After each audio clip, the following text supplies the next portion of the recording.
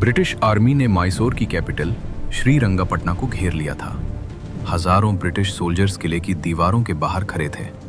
उनका mission simple था, एक आदमी को हमेशा के लिए खत्म करना। उस आदमी का नाम था हजरत टीपू सुल्तान। ब्रिटिश जनरल्स कहते थे, जब तक टीपू सुल्तान जिंदा है, इंडिया में ब्रिटिश रूल कभी सिक्योर नहीं हो सकता। मगर सवाल यह है, आखिर टीपू सुल्तान में ऐसी क्या बात थी कि ब्रिटिश उससे बाकी सब इंडियन रूलर्स से ज्यादा डरते थे? 18वीं शताब्दी के दौरान ब्रिटिश ईस्ट इंडिया कंपनी धीरे धीरे इंडिया के इलाकों पर कब्जा कर रही थी। उनकी स्ट्रैटेजी सिंपल थी, पहले ट्रेड करो, फिर पॉलिटिक्स में इंटरफेयर करो और फिर कंट्रोल हासिल कर लो।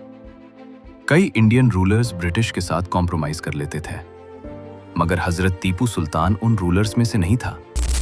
उन्होंने खुल्लम खुल्ला ब्रिटिश एक्सपेंशन को चैलेंज किया। इसी वजह से एंग्लो मैसूर वॉर्स शुरू हुई। इन जंगों में टीपू सुल्तान ने कई दफा ब्रिटिश आर्मीज को सख्त मुकाबला दिया। ब्रिटिश रिकॉर्ड्स में लिखा गया है कि टीपू सुल्तान इंडिया में उनका सबसे डेंजरस एनिमी था। टीपू सुल्तान की आर्मी की एक चीज ने ब्रिटिश सोल्जर्स को सबसे ज्यादा हैरान और डरा दिया, और वो थी मैसूर रॉकेट्स। ये आयरन केस्ड रॉकेट्स थे जो उस वक्त के लिए एक एडवांस्ड वेपन थे। जब जंग होती थी तो ये रॉकेट्स हवा में तेज आवाज के साथ उड़ते थे और दुश्मन की लाइंस में गिरते थे। उनकी रेंज और इम्पैक्ट ब्रिटिश रॉकेट से ज्यादा पावरफुल थी। 1780 की एक फेमस बैटल में मैसूर रॉकेट्स ने ब्रिटिश आर्मी को बुरी तरह डिस्टर्ब कर दिया। ब्रिटिश सोल्जर्स ने पहली बार ऐसा वेपन देखा था। बाद में ब्रिटिश साइंटिस्ट्स ने इन रॉकेट्स को स्टडी किया और उनसे इंस्पायर होकर कॉन्ग्रीव रॉकेट्स बनाए। यानी टीपू सुल्तान की मिलिट्री टेक्नोलॉजी ने बाद में यूरोप की वॉरफेयर को भी इन्फ्लुएंस किया। टीपू सुल्तान सिर्फ एक वॉरियर नहीं था, वो एक स्ट्रॉन्ग एडमिनिस्ट्रेटर भी था। उसने मैसूर की इकोनॉमी को स्ट्रॉन्ग बनाने के लिए कई रिफॉर्म्स किए। उसने एग्रीकल्चर को प्रमोट किया, नए कॉइन्स इंट्रोड्यूस किए और स्टेट इंडस्ट्रीज को डेवलप किया। टीपू सुल्तान ने इंटरनेशनल ट्रेड भी स्ट्रॉन्ग बनाया।